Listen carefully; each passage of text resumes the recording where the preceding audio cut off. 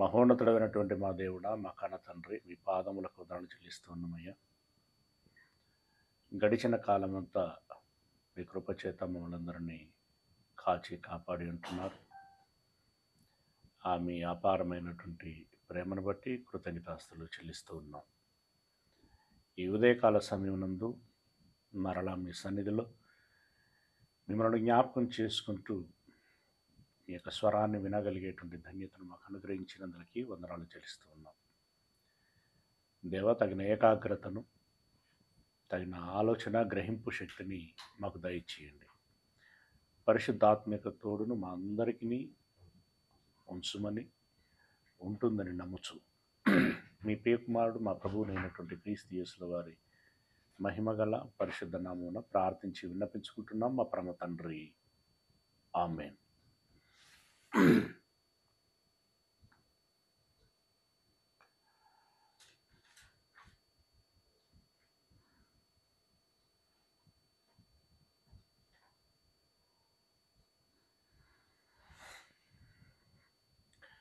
ప్రియమైన ఆత్మీయులకి, దేవుని పిల్లలైనటువంటి మీ అందరికీ పేరు పేరున నా హృదయపూర్వకమైనటువంటి శుభాభివందనలు తెలియజేస్తున్నాను. ప్రియమైనటువంటి దేవుని వారలరా, దేవునికి ఎలాంటి వారు కావాలి అనేటువంటి అంశాన్ని ఆలోచిస్తున్నాం. సమాజంలో ఎలాంటి వారు ఉంటారు, అలాంటి సమాజములో దేవుడు ఒక మోషేను ఎన్నుకోవటాన్ని చూసిన, ఒక దావీదును ఎన్నుకోవడాన్ని చూసిన, అందరూ కావాలనుకున్నటువంటి దేవుడు అందరినీ ఎంచుకోడు అనేటువంటి విషయం మనకు అర్థమవుతున్నది. తనకు కావలసినటువంటి గుణగణములు,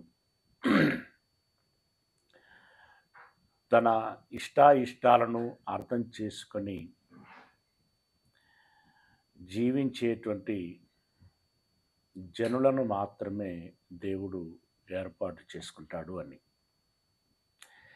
ఇక ఈ అంత్య దినములలో ఉన్నటువంటి పరిస్థితులు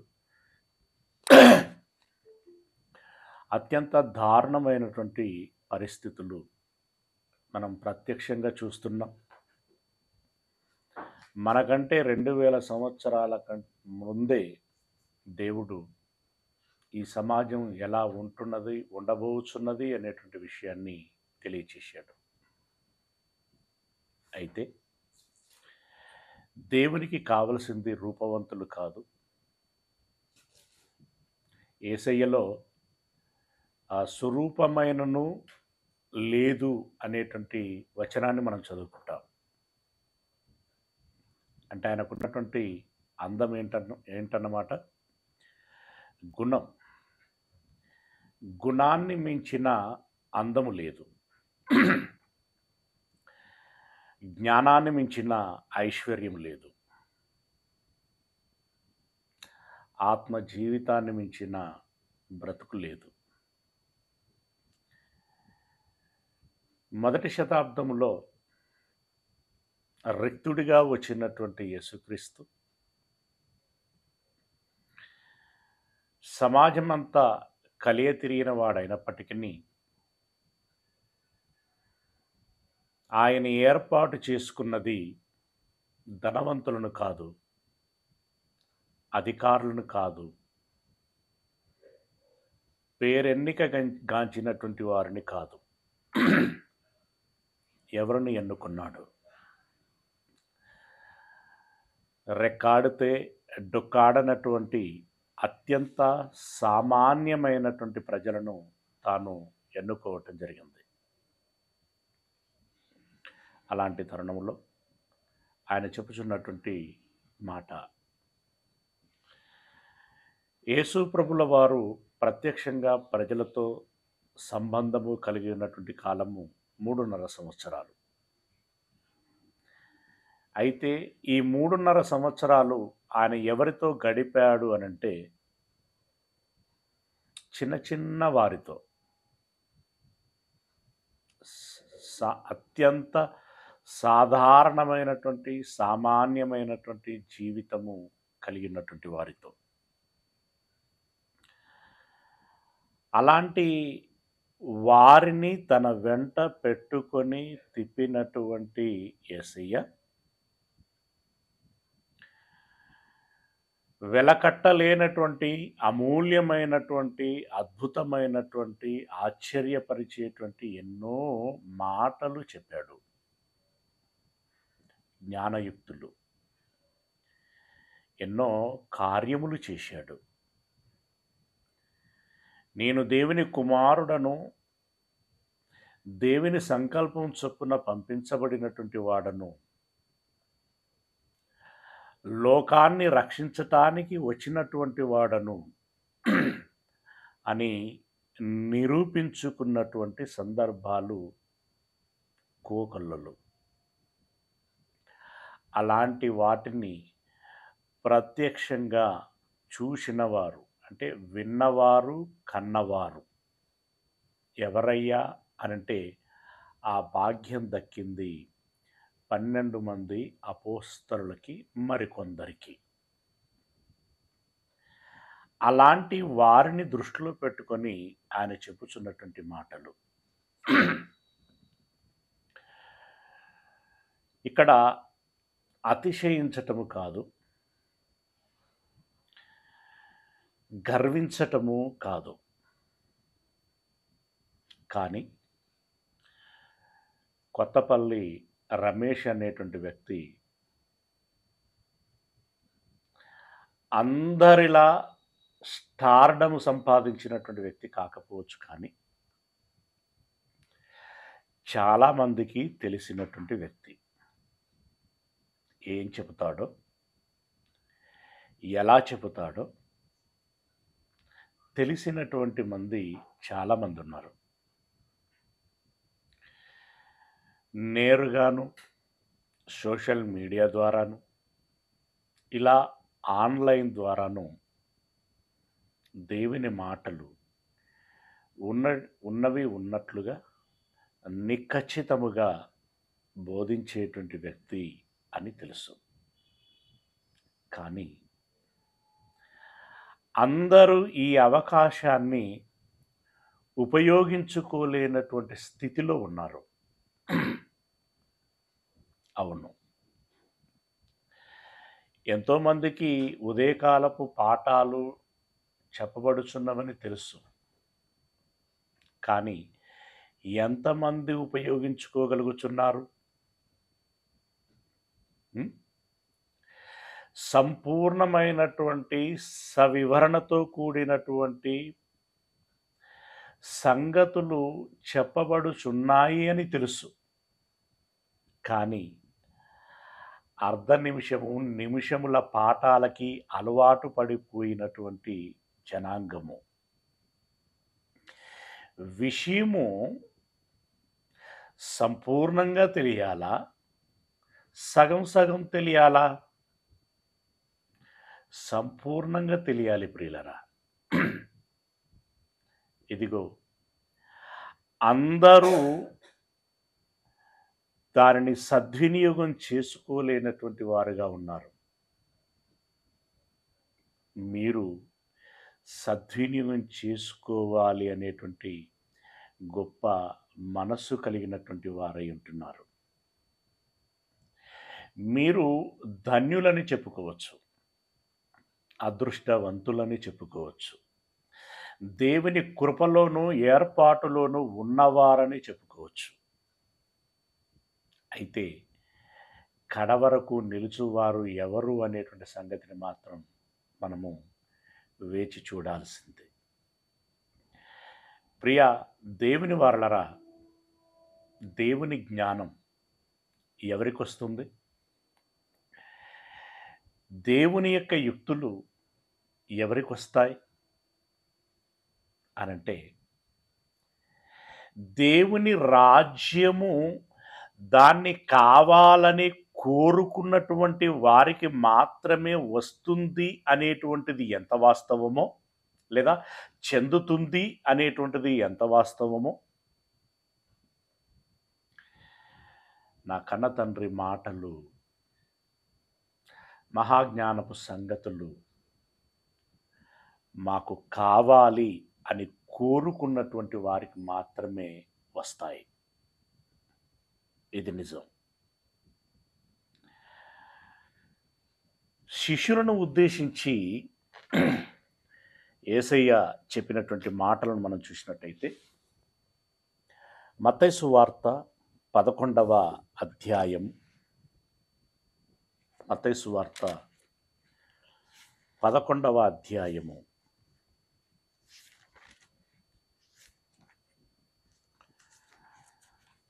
25వ వచనం నుండి. మత్తయి సువార్త 11వ అధ్యాయము 25వ వచనం నుండి. ఆ సమయమున యేసు చెప్పినదేమనగా, అంటే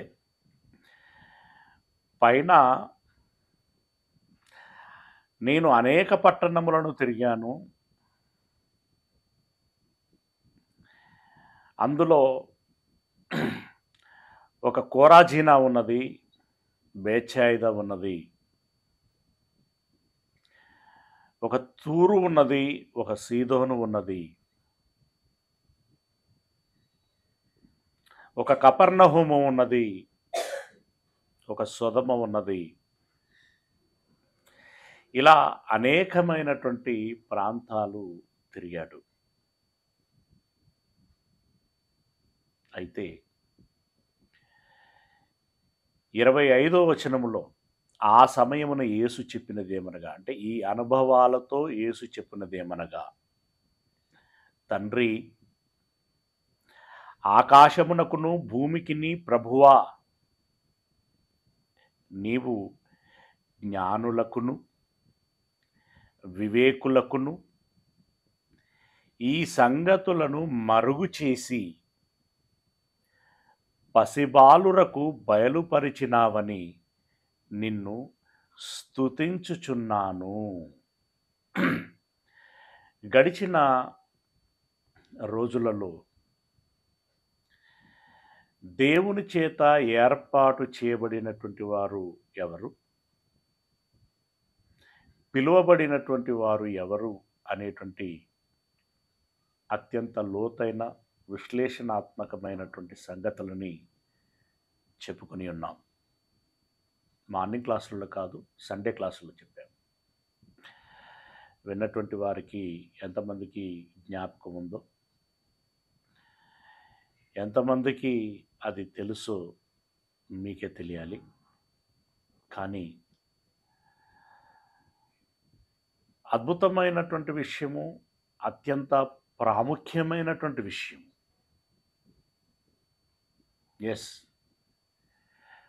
కొన్ని సంగతులంటే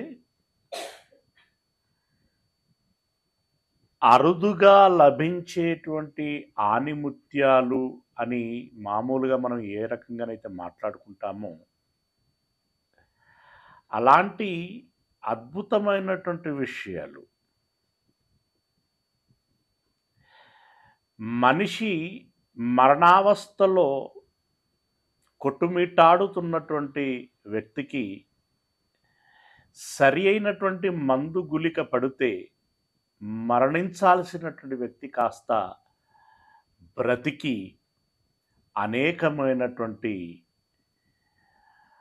అద్భుతాలు చేసేటువంటి వ్యక్తిగా మలచబడటము అనేటువంటిది ఎలాగనైతే ఉంటుందో, అలాంటి మన ఆత్మీయ జీవితానికి మలుపులు తిప్పేటువంటి పాఠ్యాంశాలు కొన్ని ఉంటాయి. వాటిని మనం ఇంటర్లింక్స్ అంటాం.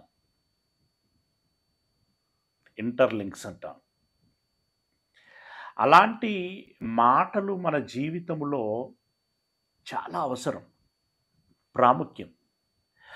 వాటిని మనం విడిచిపెట్టుకోకూడదు, చేజార్చుకోకూడదు. అన్నీ ప్రాముఖ్యమైనటువంటి విషయాలే. అయితే ప్రాముఖ్యమైనటువంటి వాటిలో అతి ప్రాముఖ్యమైనటువంటి విషయాలు కొన్ని ఉంటుంటాయి. శరీరములో అవయవాలన్నీ ప్రాముఖ్యమైనటువంటివే. కానీ ఈ అవయవాలలో అతి ప్రాముఖ్యమైనవి అని కొన్నిటిని గురించి మనం ఏవైతే ప్రస్తావన చేసుకుంటామో అలాంటి ప్రాముఖ్యమైనటువంటి పాఠ్యాంశాలు కొన్ని ఉంటాయి. మరి అవి ఎప్పుడు చెప్పబడతాయి, ఎలా చెప్పబడతాయి? మీకు చెప్పబడవు. వాటి వరుసలో, క్రమములో అవి వస్తూ ఉంటాయి. వాటిని మనము విడిచిపెట్టుకోకూడదు. మరి ఎలా అంటే, క్రమం తప్పకుండా నువ్వు దేవుని సన్నిధిలో ఉండి, అయ్యా నాకు కావలసినటువంటి జ్ఞానాన్ని దయచేయండి, వాక్కులను దయచేయండి, మీరు చెప్పాలనుకున్నటువంటి మాటలన్నీ చెప్పి నాకు నేర్పించండి, నేను వింటానయ్యా, నీ సన్నిధిలో కూర్చొని నేర్చుకుంటానయ్యా, జీవితంలో అలవర్చుకుంటానయ్యా, పాటిస్తానయ్యా అని వినయపూర్వకమైనటువంటి మనస్సు కలిగి, నటన వద్దు, దేవునికి నచ్చదది. వినయపూర్వకమైనటువంటి యథార్థమైనటువంటి మనస్సుతో గనక భాములాడుతూ దేవుణ్ణి ప్రార్థించగలిగినట్లయితే దేవుడు తప్పకుండా అవకాశం ఇస్తాడు. దేవుడు అవకాశం ఇస్తాడు, కానీ దాన్ని అందిపుచ్చుకోవాలి మనం. దేవుడు ఇస్తాడు, మనము పుచ్చుకోవాలి. ఆ ప్రయత్నం, ఆ సాధన, ఆ అభ్యాసం మనలో తప్పకుండా ఉండాలి. ఈ మాటలు వింటున్నప్పుడు ఒళ్ళు పులకరిస్తుంది, వావ్ అనిపిస్తూ ఉంటుంది. ఎందుకు తెలుసా? ఇక్కడ అన్నాడు, జ్ఞానులకును, అంటే శాస్త్రవేత్తలు కావచ్చు, రాజ్యములో కీలకమైనటువంటి పాత్రలు పోషించేటువంటి మేధావులు కావచ్చు, సలహాదారులు కావచ్చు, శాస్త్రులు కావచ్చు, అవునా? ఇలాంటి వారికి అనుగ్రహించబడని జ్ఞానులకు, అంటే ఈ లోకములో జ్ఞానులు ఉంటారు కదా, లోక సంబంధమైన జ్ఞానులు, వారికి లభించనటువంటి, అలాగే ఇదిగో వాడు చాలా తెలివైనటువంటి వాడు చాలా షార్ప్ అని ఎవరిని గురించి అయితే సమాజం మాట్లాడుకుంటూ ఉంటుందో వారికి కూడా లభించనటువంటిది. ఏమంటే సమాజంలో మనకంటే తెలివైన వారు చాలామంది ఉన్నారండి, మనకంటే జ్ఞానులైనటువంటి వారు చాలామంది ఉన్నారు. కానీ వారికి దేవుని వాక్కు లేదు, దేవుని జ్ఞానము లేదు, రక్షణ లేదు. అలాంటప్పుడు నిత్య జీవాన్ని గురించిన ప్రస్తావనే చేయలేము, అవకాశమే లేదు. జ్ఞానులకును వివేకులకును ఈ సంగతులను మరుగు చేయబడ్డాయట. ఎందుకు? వాళ్ళు ఏర్పాటులో లేరు, వారు పిలుపులో లేరు. ఎందుకు ఏర్పాటు చేసుకోలేదు? ఎందుకు పిలవలేదు? వారిలో ఎక్కువ, వారిలో గర్వం ఎక్కువ. దేవుడి కంటే వారి యొక్క జ్ఞానము, వారి యొక్క శక్తే వారికి ఎక్కువగా అనిపిస్తుంది. ఆ దేవుడు అవసరమా? దేవుని మాటలు అవసరమా? ఏదో బైబిల్ తరగతులంట, చర్చ్ అంట, ఆరాధనంట, మాటలంట, బోధలంట, వినటమంట, ధ్యానమంట, మనకు అవసరము లేదు అనేటువంటి హృదయపు ఆలోచన కలిగినటువంటి వారిని దేవుడు పక్కకు తోసిస్తాడు. పోర చెత్తగాడా, దేవుని దృష్టిలో వాళ్ళు స్క్రాప్. లోకములో వాల్యూడ్ పర్సన్స్ కావచ్చు, కానీ దేవునికి విలువ లేనటువంటి వారు వాళ్ళు.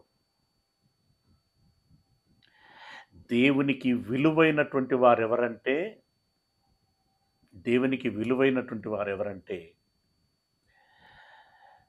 దేవుణ్ణి అర్థం చేసుకోగలిగినటువంటి వారు,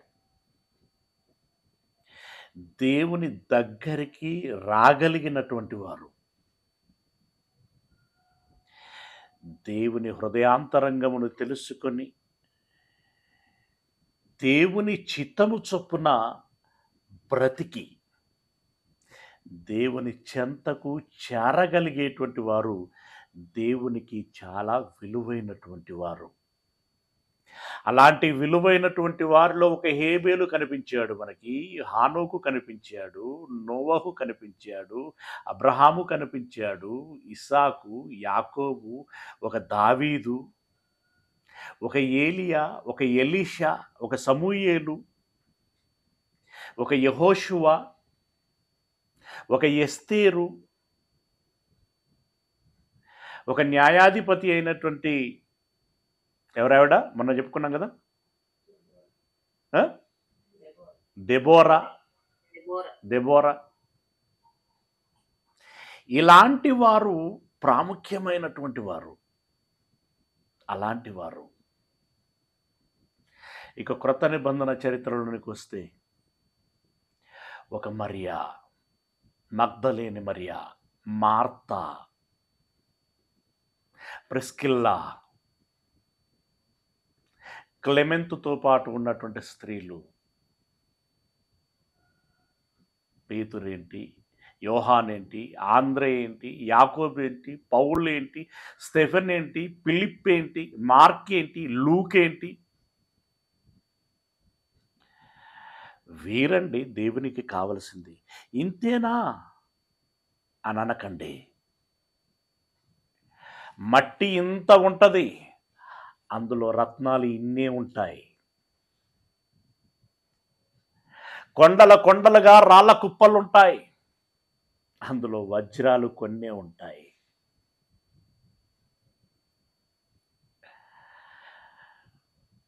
అనేకులు ఉన్నారు, ఇరుకు మార్గమున ప్రవేశించగోరేటువంటి వారు కొద్దిమందే. అనేకులు పిలువబడ్డారు, కానీ ఏర్పరచబడినటువంటి వారు కొద్దిమందే. అనేకులు ప్రవేశింప చూస్తారు, కానీ అది వారి వలన కాదు, కొందరే. ఆ కొందరిలో మీరుంటే అంతకంటే గొప్ప విషయం మరొకటి లేదు. అంతకంటే ఆనందకరమైనటువంటిది, భాగ్యకరమైనటువంటిది మరొకటి లేదు. ఆ కొందరిలో మీరుండాలి.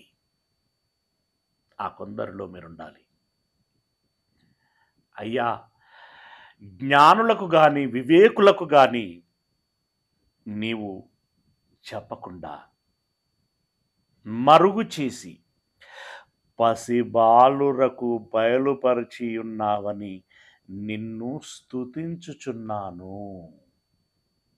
పసిబాలురు అంటే లోకములో ఎన్నిక లేనటువంటి వారు, గుర్తింపు లేనటువంటి వారు, ఎందుకు కొరగానటువంటి వారు.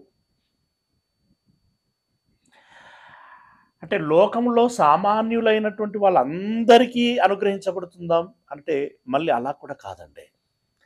సామాన్యులై దేవుని సన్నిధిని కోరుకునేటువంటి వారికి మాత్రమే. ఎప్పుడు కూడా దేవుడు బలవంతంగా ఇంజెక్ట్ చేయడండి, ఏ విషయాన్ని కూడా ఫోర్స్ చేయడాయన. Your choice. నీవు కావాలనుకుంటేనే నీకు అనుగ్రహించబడుతుంది. ఆ స్పృహ, జాస్తి, ఆ కోరిక, ఆ ఆలోచన ఆ పేతురులో, ఆ యోహానులో, ఆంద్రేయలో, యాకోబులో, పౌలు ఇలాంటి భక్తులు ఎంతమంది అవుతున్నారో వాళ్ళలో ఉంది. కొంచెం వారిలో ఉంది, కానీ సందర్భం రాలేదు, సమయం రాలేదు, అవకాశం రాలేదు. ఎందుకంటే ఆలయాలలో పెద్దలదే ఏలిక.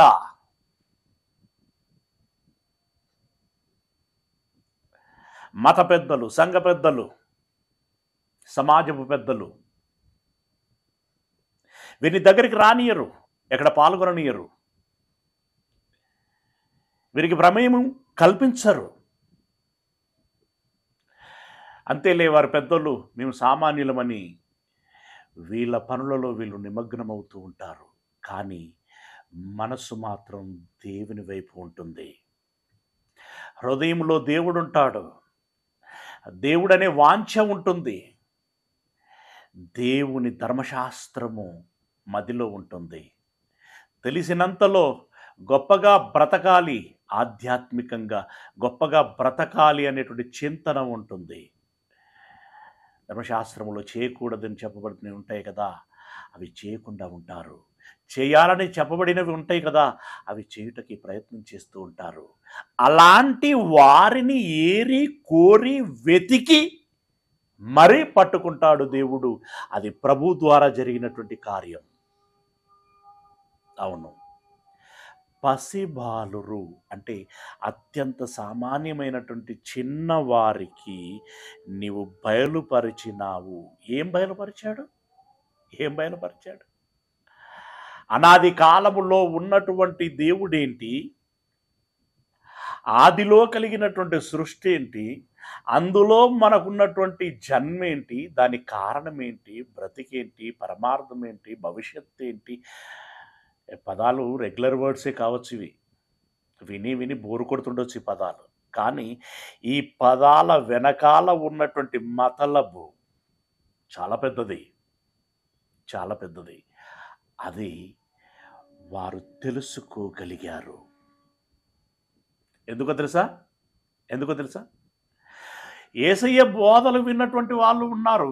ఇలా విని అలా ఈ చెవితో విని ఈ చెవితో విడిచిపెట్టినటువంటి వారు చాలామంది ఉన్నారు. విని అవునులే బాగానే చెప్పారులే అని అనుకుని ఇంటికి వెళ్ళి మళ్ళీ వారి వ్యాపకాలలో పడిపోయినటువంటి వారు చాలామంది ఉన్నారు. ఏదో ఎప్పుడు యాదృచ్ఛికంగా మళ్ళీ కనబడితే వినబడితే విన్నటువంటి వాళ్ళు ఉన్నారు. కానీ అనునిత్యము ఆయనను వెంబడించి అనేక సంగతులు విని అర్థం కానటువంటి సంగతులు సాయంకాలం ఇంటికి చేరగానే, అంటే వారు ఎక్కడైతే వాసం చేసేవారో అక్కడికి చేరగానే, అయ్యా పలాని సంగతులు మాకు అర్థం కాలేదు, వాటి భావం ఏంటో మాకు తెలియచెప్పరా? అలా అడిగిన వాళ్ళు మనకు అమాయకులుగా అనిపిస్తున్నారేమో. అయ్యో అది కూడా అర్థం చేసుకోలేనటువంటి వారా అని అనిపిస్తుండొచ్చేమో. నో, వారు చాలా గొప్పవాళ్ళు, నిష్ణాతులు, పరిశీలన చేసేటువంటి వారు, పరిశోధన, తర్కం తెలిసినటువంటి వారు, వాళ్ళు తత్వం తెలిసినటువంటి వారు. ఇన్ని రకాలైనటువంటి కోణాలు ఉన్నాయి వారి మనసులో. అలా యేసయ్య నుండి ఎంత మేరకి వారు జ్ఞానాన్ని సంగ్రహించుకోగలరో అంత మేరకి వారు సంగ్రహించుకోగలిగారు. ఎస్, ఆనాడు తెలియనటువంటి యాజకులకి, ఆనాడు ఏ యాజకులకైతే ఏ సంగతులైతే తెలియవో ఈ సామాన్యులకు తెలిసాయి. ఏ శాస్త్రులకైతే తెలియని సంగతులు ఉన్నాయో ఈ సామాన్యులకి తెలుసు. ఏ రాజులకు తెలియని సంగతులు ఉన్నాయో ఈ సామాన్యులకు తెలుసు. ఏ ధనవంతులకు తెలియనటువంటి సంగతులు ఉన్నాయో ఈ సామాన్యులకు తెలుసు. ఎంత అద్భుతం అండి! ఎంత గొప్ప విషయం అండి! ఎంత గొప్ప విషయం! మహాలోకాలను ఏలుచున్నటువంటి మహోన్నతుడైనటువంటి దేవాది దేవుడైనటువంటి ఆ దేవుని అంతరంగము నుండి ఆవిష్కరించబడినటువంటి అనేకమైనటువంటి అద్భుతమైనటువంటి సంగతులు ఎవ్వరికీ తెలియనటువంటి ఆ కాలములో అత్యంత సామాన్యులుగా ఎంచబడుచున్నటువంటి ఆ అపోస్తలులకి, మరికొద్ది మంది శిష్యులకి మాత్రమే తెలుసు.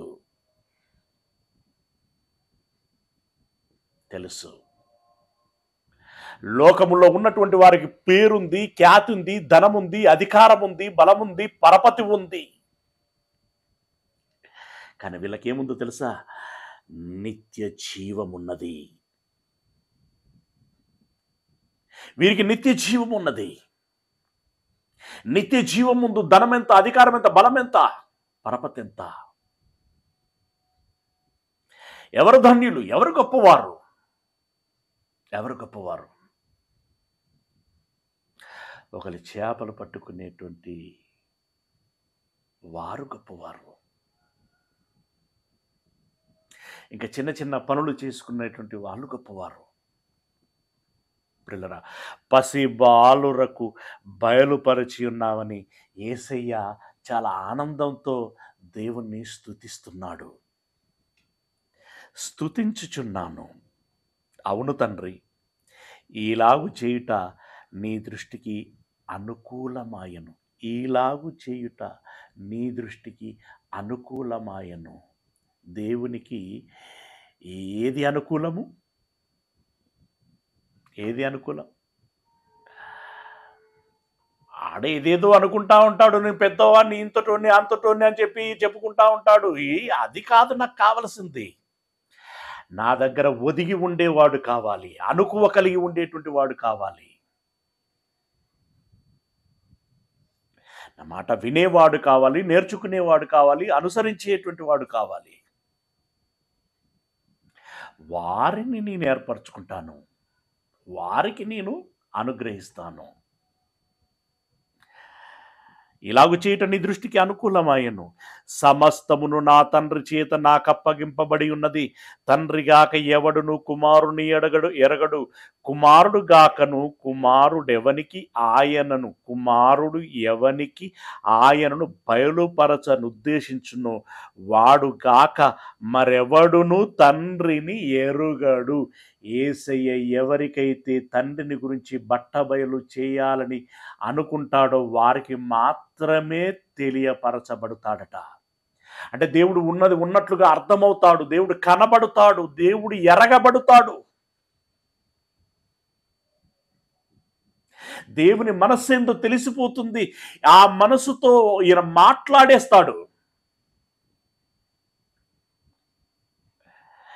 దేవుడి మనస్సు ఇతడికి తెలుస్తుంది, ఇతడి మనసు దేవునికి తెలుస్తుంది.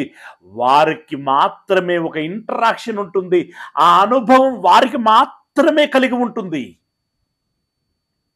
అందరికి ఉండదు, అందరికి ఉండదు. నామమాత్రపు వాళ్ళకి అస్సలే ఉండదు, వేషధారులకి ఇంకా ఉండదు, ఇంకా ఉండదు. నిజమైనటువంటి విశ్వాసము, భక్తి, వినయము, విధేయత, సంస్కారము ఎవరిలోనైతే ఉంటాయో వారికి మాత్రమే యేసయ్య బయలుపరుస్తాడు. ఈవెందో పరిశుద్ధాత్ముడు కూడా అదే లైను. పరిశుద్ధాత్ముడు ఎవరిలో ఉంటాడు, ఎవరితో ఉంటాడు, ఎవరికి నేర్పిస్తాడు, ఎవరిని నడిపిస్తాడు, ఎవరిని ప్రేరేపిస్తాడు, ఎవరిని ప్రోత్సహిస్తాడు? అందరినీ కాదండోయ్. అందరిని ఎవరిని పడితే వారిని అనంటే అది ఫోర్స్ అవుతుంది. వాళ్ళు ఫోర్స్ చేయరు. పరిశుద్ధాత్మ నాలో ఉంటే ఏం జరగట్లేదంటే ఏం జరగట్లేదంటే ఎందుకు జరుగుతలేవు అనుకుంటావు? ఎందుకు జరగట్లేదు? ఆయన అనునిత్యము క్షణం క్షణం నువ్వేంటో, నీ ఆలోచన ఏంటో, నీ దృక్పథం ఏంటో, నీ మనస్సు ఏంటో, నీ అంతరంగం ఏంటి, బాహ్యంగా నువ్వు కనపరుచుకుంటున్నది ఏంటి, ప్రతిదీని స్టడీ చేస్తూ ఉంటాడు కదా ఆయన. నీ వెంటే ఉన్నాడు కదా. నీ మనస్సును బట్టి నీకు ప్రోత్సాహం,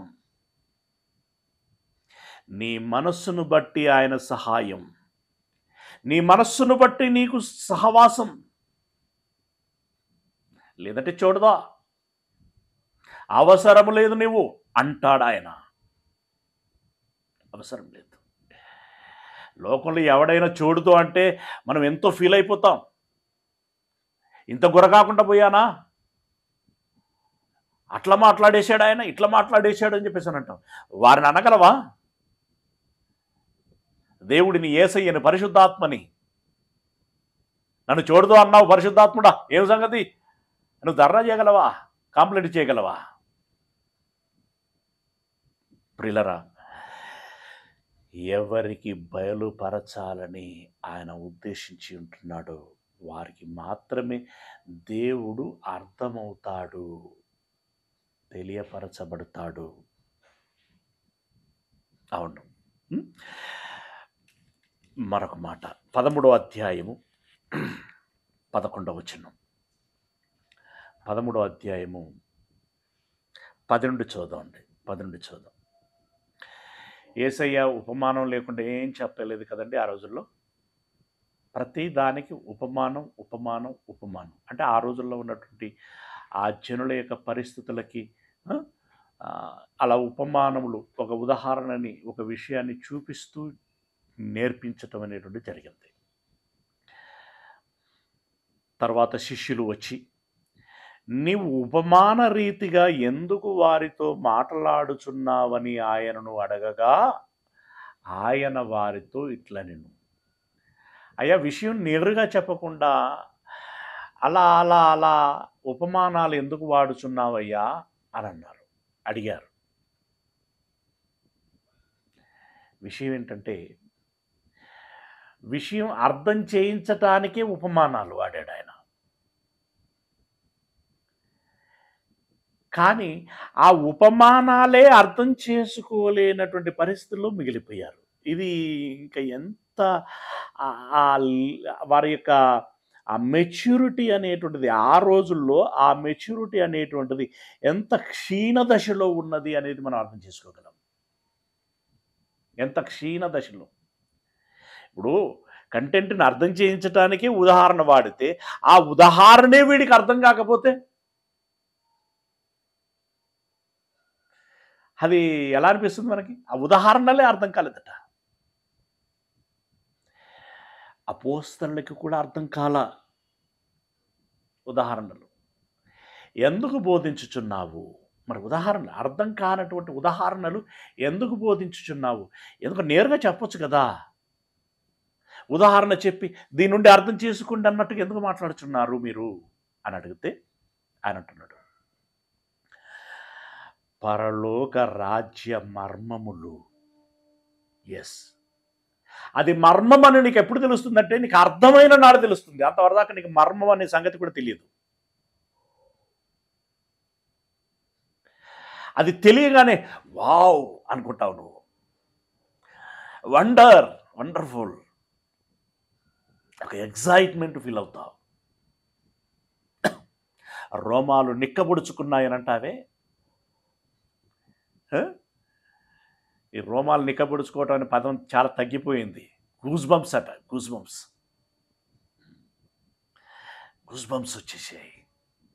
వచ్చేస్తాయి కూడా నిజంగా. మర్మము అర్థమైన నాడు, అర్థం కానంత వరకు ఏదో వచ్చామా, కూడామా, ప్రార్థించామా, పాడామా, హల్లెలూయా చెప్పామా, వందనాలు బ్రదర్ అనుకున్నామా, వెళ్ళిపోయామా, లేకుంటే అక్కడ ఏమైనా ప్రొవైడ్ చేస్తే ఇంత తినిపోయామా. ఇదే కనబడుతుంది. ప్రిల్లరా, దేవునితో రిలేషన్ అంటే జస్ట్ ఓన్లీ ప్రేయర్ కాదండి. Prayer must, but just only prayer కాదు, మర్మములు తెలియాలి. చాలామంది కొన్ని రకాలైనటువంటి ముడులు వేసుకొని ఉండిపోతూ ఉంటారు. ఏంటంటే, ప్రార్థనే అన్నిటికీ పరిష్కారం బ్రదర్, ప్రార్థన చేసుకో. ప్రార్థనే అన్నిటికీ పరిష్కారం అయితే ఇంత పెద్ద పుస్తకం ఎందుకు?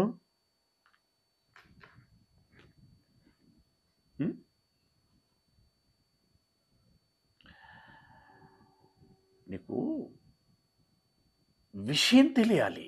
ఎంత తెలిస్తే అంతగా నీలో మెచ్యూరిటీ రావటానికి అవకాశం ఉంటుంది. విషయ అవగాహన లేకుండా దేనిలో నువ్వు పరిపూర్ణతను సాధించవు. ఈవెన్ దో ప్రేయర్లో కూడా. ప్రార్థన చేయాలన్నా, పాట పాడాలన్నా, పరిచర్య చేయాలన్నా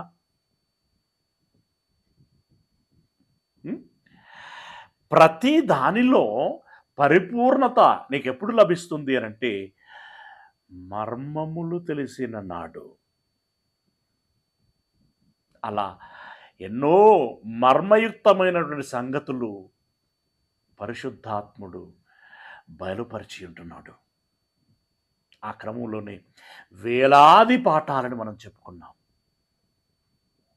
పాఠం అంటే ఏదో పాఠశాలలోని క్లాసు రూమ్లో చెప్పుకున్నట్టుగా ఫీల్ అవుతున్నారు. పాఠము పాఠము పాఠము అనగానే కాదు. పాఠము అనంటే దేవుడు నీకు బోధిస్తున్న నీ జీవిత సంగతి, నీ జీవిత సంగతి, నీ భవిష్యత్తు సంబంధమైనటువంటి విషయం. రాజ్యమర్మములు, పరలోక రాజ్యమర్మములు ఎరుగుట మీకు అనుగ్రహింపబడి ఉన్నది. మీకు మీకు పరలోక సంబంధమైన సంగతులు ఎరగటం అనుగ్రహింపబడి ఉన్నది. ఎందుకంటే మీరు సమస్తమును విడిచిపెట్టి నన్ను వెంబడిస్తున్నారు. ఆ ఎలిజిబిలిటీ మీకుంది. అందుకే పొద్దంతా తిరిగి వచ్చిన తర్వాత మరలా వచ్చి ఇక్కడికి వచ్చిన తర్వాత, ప్రభువా ఆ ఉపమానం మాకు అర్థం కాలేదయ్యా, మాకు మళ్ళీ చెప్పండి అని అంటే, అక్కడ ఏదో చెప్పాను. ఏదో అంటే మీన్స్ ఏదో చెప్పాలి గనుక బాధ్యత దేవుడు అప్పగించాడు, చెప్పాలి గనుక అక్కడ చెప్పాను. కానీ ఇక్కడ ఇష్టంతో మీరు అడిగారు గనుక, అక్కడ చెప్పాలి గనుక చెప్పాను, ఇక్కడ మీరు అడిగారు గనుక చెప్తున్నాను. చెప్పాలి గనుక చెప్పటం వేరు, అడిగారు గనుక అని చెప్పటం వేరు. డిఫరెన్స్ ఉంటుంది. మీకు అర్థం అవుతుందా? అర్థం అవ్వాలి. వారు అడిగారు, మీకు అనుగ్రహింపబడి ఉన్నది కానీ వారికి అనుగ్రహించబడలేదు గనుక వారికి మర్మములతో చెప్పబడింది. కలిగిన వానికే ఇయ్యబడును. ఇప్పుడు మనకి ఏ తలాంతులను గురించి జ్ఞాపకం రావాలి. 10 తలాంతులు, 5 తలాంతులు, 1 తలాంతు ఉన్న చూడండి, లేదా 5 దేనారములు, 2 దేనారములు, 1 దేనారము ఉన్న చూడండి. ఆ సందర్భం జ్ఞాపకం రావాలి. అక్కడ ఏం చేశాడు? కలిగిన వానికి ఇయ్యబడునన్నాడు, లేని వాని యొద్ద నుండి ఉన్నది తీసేయబడుతుంది అని అన్నాడు. Like that. ఇక్కడ అదే చెప్తున్నాడు చూడండి. ఇక్కడ ఏమంటున్నాడు?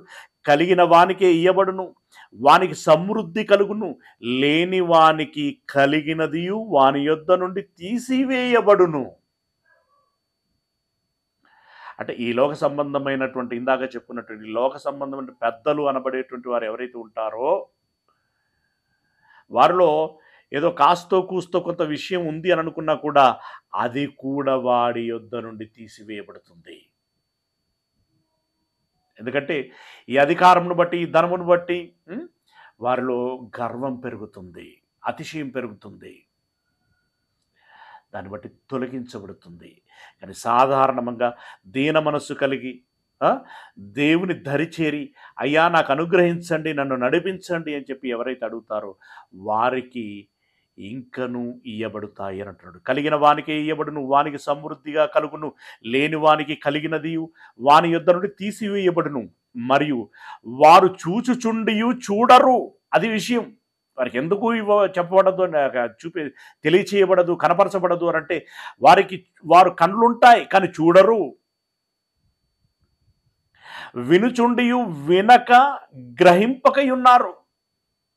వింటారు కానీ గ్రహించే ప్రయత్నం చేయరు గనుక వారికి అనుగ్రహింపబడదు. మీరు వినాలి అనుకొని వింటూ ఉంటారు, చూడాలి అని అనుకొని చూస్తూ ఉంటారు, నేర్చుకోవాలి అని హార్ట్ఫుల్గా అనుకొని దేవుని సన్నిధిలో మీరు కూర్చుంటారు. కాబట్టి మీకు బయలుపరచబడుతుంది, మీకు నేర్పించబడుతుంది. ఏంటది? పరసంబంధమైనటువంటి జ్ఞానైశ్వర్యం. 16వ అధ్యాయం 17వ వచనం. 16వ అధ్యాయం 17వ వచనము. 16వ అధ్యాయం 17వ వచనం. పేతురుకు చెప్పాడు కదా, సీమోన్ బర్యోనా నీవు ధన్యుడవు, పరలోకమందున్న నా తండ్రి ఈ సంగతి నీకు బయలుపరిచాడు, అంతేగాని నరులు నీకు బయలుపరచలేదు అని అన్నాడు. అంటే ఎవరికి బయలుపరచినటువంటి సంగతి పేతురుకు బయలుపరచబడటం ఏంటండి ఆ రోజుల్లో? అంటే పేతురు టాప్ మోస్ట్ అండి. అప్పటికి ఆ తరములో పేతురు టాప్ మోస్ట్. శాస్త్రులు లేరా అప్పుడు? ఉన్నారు. యాజకులు లేరా? ఉన్నారు. సమాజ పెద్దలు లేరా? ఉన్నారు. ఇంతమంది ఉండగా, రాజులు లేరా? ఉన్నారు. ఇంతమంది ఉండగా వారందరిలో టాప్ మోస్ట్ పర్సన్ ఎవరయ్యా అంటే పేతురు. ఇంతకీ పేతురు యొక్క సాంఘిక పరిస్థితి, సాంఘిక పరిస్థితి ఏంటి ఆయనది?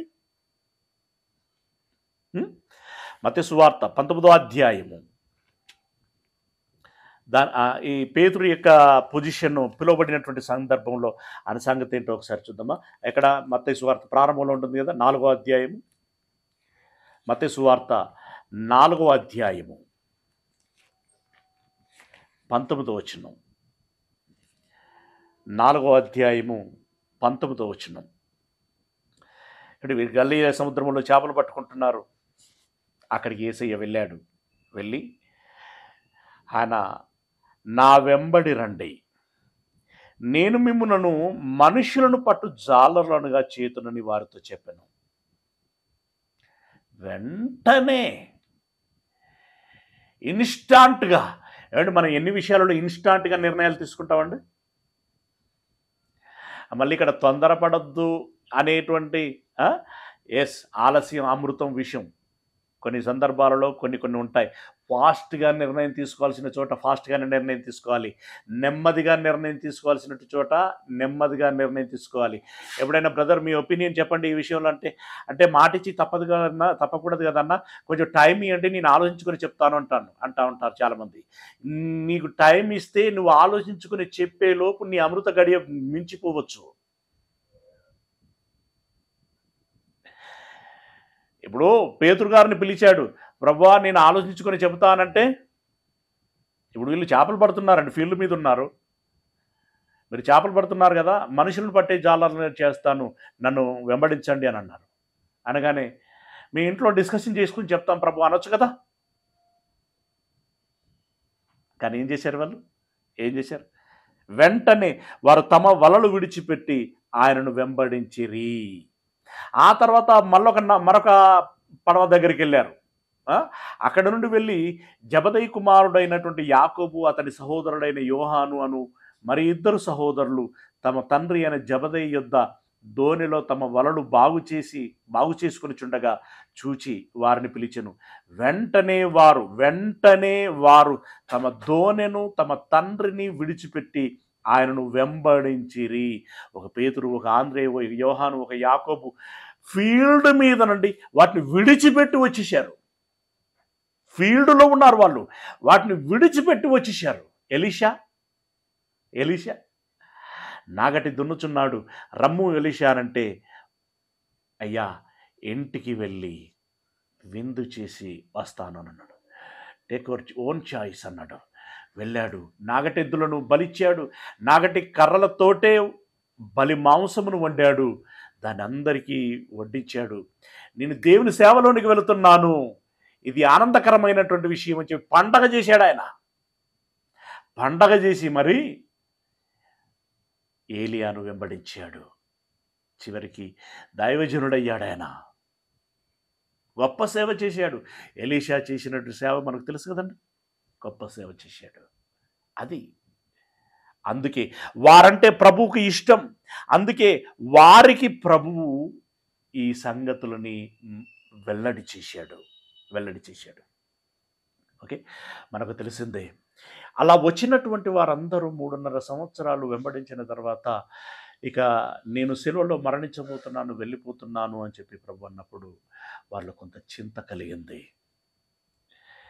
ఎందుకంటే కరడు గట్టినటువంటి మతోన్మాదము సమాజములో పరిస్థితులన్నిటినీ కల్లారా చూసినటువంటి వారికి మా ప్రభు మాతో ఇన్నాళ్ళు ఉన్నాడు గనక మాకు దిగులు లేదు, చింత లేదు, ధైర్యంగా ఉన్నాం. కానీ యేసయ్య మమ్మల్ని విడిచిపెట్టి వెళ్ళిపోతే మాకు పెద్ద దిక్కెవరు? కాసింత భయం, కాసింత సంశయం, కాసింత ప్రశ్నార్థకం. తర్వాత మా పరిస్థితి ఏంటి? అలాంటి తరుణంలో యేసయ్యను అడిగారు, అయ్యా ఇన్నాళ్ళు నిన్ను వెంబడించామయ్యా, ఇప్పుడు మా భవిష్యత్తు ఏంటయ్యా అని అంటే వారితో అన్నటువంటి మాటలు 19వ అధ్యాయం, మత్తయి సువార్త 19వ అధ్యాయము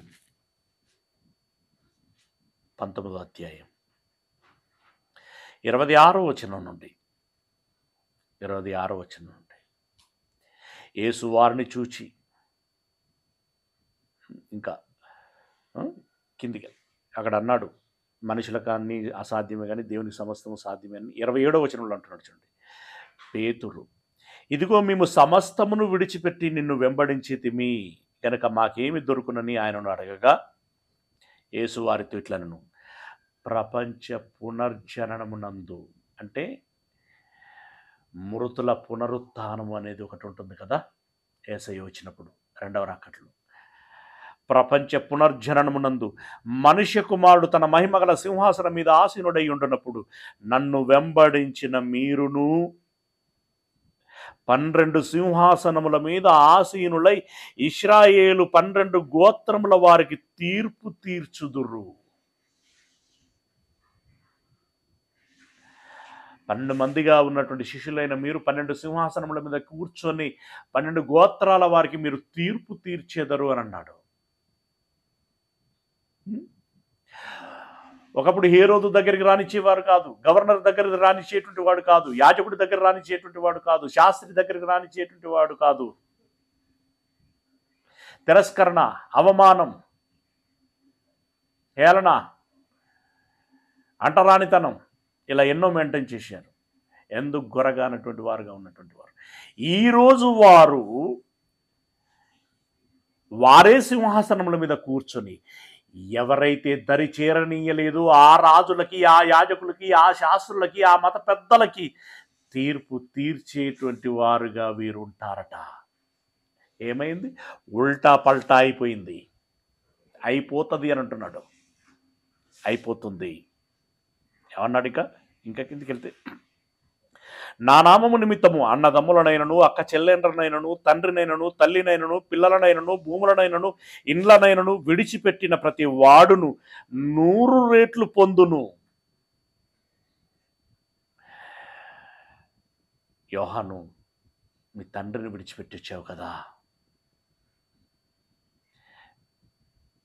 పేతురు, ఆంద్రేయులు మీ కుటుంబాన్ని విడిచిపెట్టి వచ్చారు కదా, ఇంకెన్నో విడిచిపెట్టి వచ్చారు కదా. అయితే మీ త్యాగానికి ఎన్నడూ కూడా అన్యాయము జరగదు. మీరేవేవైతే పోగొట్టుకున్నారో, ఎన్ని అనుబంధాలైతే పోగొట్టుకున్నారో, ఎన్ని ఆనందాలైతే పోగొట్టుకున్నారో, సంతోషాలు పోగొట్టుకున్నారో, అవన్నీ కూడా 100 రెట్లు పొందుకొందురు అని అన్నాడు. 100 రెట్లు అంటే ఏమంటే చెప్పండి, మనకు 1 రేటు బెటరా, 100 రెట్లు బెటరా? 100 రెట్లు బెటర్. కనుక 1 రేట్ అనేది ఇన్స్టాంట్గా లభిస్తుంది, 100 రెట్లు అనేటువంటిది ఫ్యూచర్లో లభిస్తుంది. మనం దేనికి ప్రయారిటీ ఇస్తాం? ఫ్యూచర్ దేవుడెరు, కానీ ఇన్స్టాంట్గా మనకు కావాలి అనుకుంటా ఉంటాం. కానీ దూరదృష్టి ఉన్నటువంటి వాడు, జ్ఞాని, తెలివైనటువంటి వాడు శాశ్వతమైనటువంటి దాన్ని కోరుకుంటాడే తప్ప తాత్కాలికమైనటువంటి దానిని కోరుకోడు. 100 రెట్లు పొందుకుంటారు. ఇంకా చివరిది అతి ముఖ్యమైన విషయం చెప్తున్నాడు, ఇదిగాక నిత్య జీవమును స్వతంత్రించుకొనును. ఇదే కదా కావాల్సింది, ఇది కదా మనం కోరుకోవాల్సింది, ఇది కదా మనకు దక్కాల్సింది. చివరకు మాట చూసుకొని ముగించుకుందాం. కొరింథీయులకు రాసినటువంటి మొదటి పత్రిక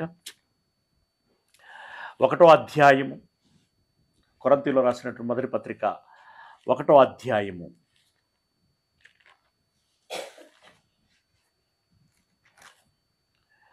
26వ వచనం, సహోదరులారా మిమ్మును పిలిచిన పిలుపును చూడుడి. మీలో లోకరీతిని జ్ఞానులైనను ఘనులైనను గొప్ప వంశవారైనను అనేకులు పిలువబడలేదు గాని ఏ శరీరియు దేవుని ఎదుట అతిశయింపకుండానట్లు జ్ఞానులను సిగ్గుపరచుటకు లోకములో నుండి వెర్రివారిని దేవుడు ఏర్పరచుకుని ఉన్నాడు. లోకములో ఉండేటువంటి, లోకము దృష్టిలో వెర్రివారుగా ఉన్నటువంటి వారిని దేవుడు ఏర్పరచుకుని ఉన్నాడు. మన పాఠం ఏంటండి? దేవుడికి ఎలాంటి వారు కావాలి? ఒక మోషే లాంటి వారు కావాలి, ఒక దావీదు లాంటి వారు కావాలి, ఒక పేతురు లాంటి వారు కావాలి, ఒక యోహాను లాంటి వారు కావాలి, ఒక పౌలు లాంటి వారు కావాలి. స్త్రీల పేర్లు ఎంతోమంది పేర్లను ప్రస్తావించుకున్నాం. అలాంటి స్త్రీలు, అలాంటి వారు కావాలి, అలాంటి వారు కావాలి. జ్ఞానులను సిగ్గుపరచుటకు లోకములో నుండి వెర్రివారిని దేవుడు ఏర్పరచుకుని ఉన్నాడు. బలవంతులైన వారిని సిగ్గుపరచుటకు లోకములో బలహీనులైనటువంటి వారిని దేవుడు ఏర్పరచుకుని ఉన్నాడు. ఎన్నికైన వారిని వ్యర్థం చేయుటకు లోకములో నీచులైన వారిని, తృణీకరింపబడిన వారిని, ఎన్నిక లేని వారిని దేవుడు ఏర్పరచుకుని ఉన్నాడు. ఆ ఏర్పాటులో నీవు నేను ఉన్నామా? ఆ ఏర్పాట్లు మనం ఈ లోకంలో పేదవారం కావచ్చు, ఈ లోకంలో సామాన్యులం కావచ్చు, ఎన్నిక లేనటువంటి వారం కావచ్చు, కానీ దేవునికి అవసరమైనది చెప్పాడు కదా. నిన్నటి దినమున ఏమన్నాడు? నేను పై రూపమును చూడను, హృదయమును చూస్తాను. ఆ హృదయమును బట్టి నేను ఏర్పాటు చేసుకుంటాను. దేవునికి నచ్చే హృదయం నీకుందా? దేవునికి నచ్చే ఆలోచన నీకుందా? దేవునికి నచ్చే మనస్సు నీకు ఉందా? ఉంటే నిన్ను నన్ను ఏర్పాటు చేసుకుంటాడు, కోరుకుంటాడు కావాలని. లేకుంటే వద్దంటాడు, లేకుంటే ఆయన వద్దంటాడు. 6వ వచనం చూడండి, 2వ అధ్యాయం 6వ వచనం. పరిపూర్ణులైన వారి మధ్య జ్ఞానమును బోధించుచున్నాము. అది ఈ లోక జ్ఞానము కాదు, నిరర్ధకులైపోవచ్చున్న ఈ లోకాధికారుల జ్ఞానము కాదు. ఈ సామాన్యులట పరిపూర్ణులైనటువంటి వారి మధ్య జ్ఞానమును బోధిస్తున్నారట. యోహాను సువార్త 9వ అధ్యాయం 39వ వచనం. యోహాను సువార్త 9వ అధ్యాయము 39వ వచనము.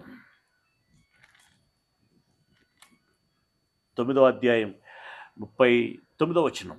అప్పుడు యేసు, చూడని వారు చూడవలను, చూచువారు గుడ్డివారు కావలను అను తీర్పు నిమిత్తము నేను ఈ లోకమునకి వచ్చి తిని అని చెప్పాను. ఇక్కడ సందర్భం ఏంటంటే, ఒక గుడ్డివాడిని స్వస్థపరుస్తాడు. అలా ఎలా స్వస్థపరిచావయ్యా విశ్రాంతి దినమున అని చెప్పి ఈ పెద్ద మనుషులు వచ్చారు. మాకు ధర్మశాస్త్రం బాగా తెలుసు, ధర్మశాస్త్ర కోవిదులం, బోధకులం అని చెప్పి అనుకుంటున్నటువంటి వారు వచ్చి అడిగారు. అప్పుడు ఆయన చాలా మాట్లాడాడు. బట్ ఫైనల్గా చెప్తున్నది ఏంటంటే, ఇన్ని రోజులు గుడ్డివాడుగా ఉన్నటువంటి వాడు ఇప్పటి నుండి వాడు చూస్తాడు. ఏంటది?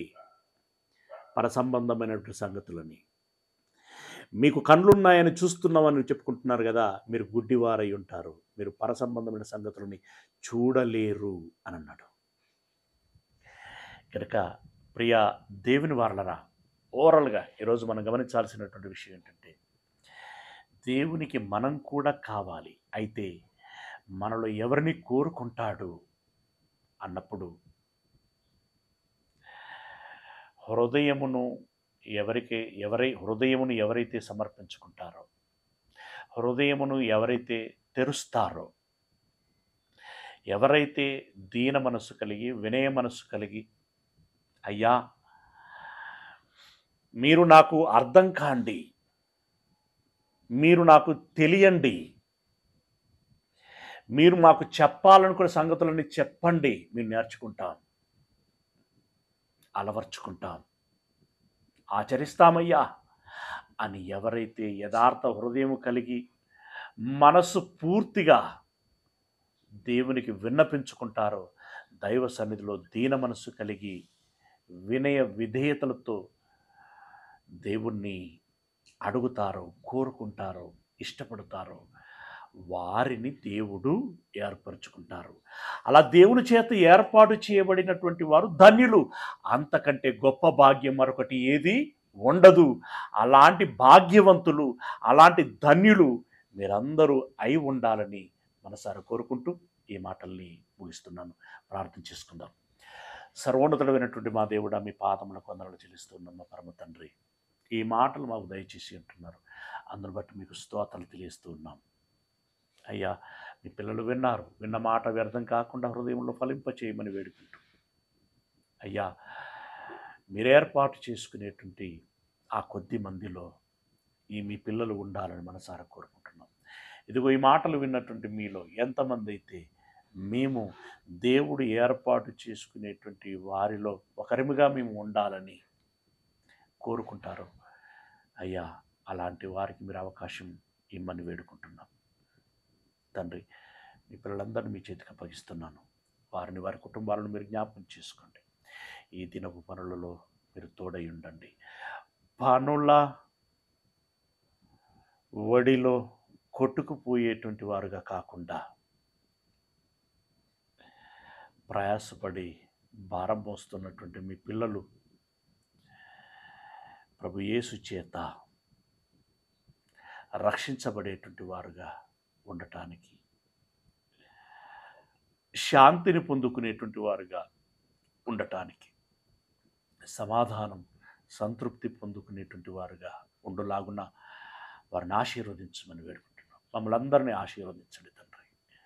మమ్మల్ని అందరినీ మీ చేతులకు అప్పగించుకుంటూ, మీ ప్రియకుమారుడు మా ప్రభువు అయినటువంటి క్రీస్తు యేసుల వారి మహిమగల పరిశుద్ధ నామమున ప్రార్థించి విన్నపించుకుంటున్నాం మా పరమ తండ్రి. ఆమేన్. ప్రభు నామమున మీ అందరికీ వందనాలు తెలియచేస్తూ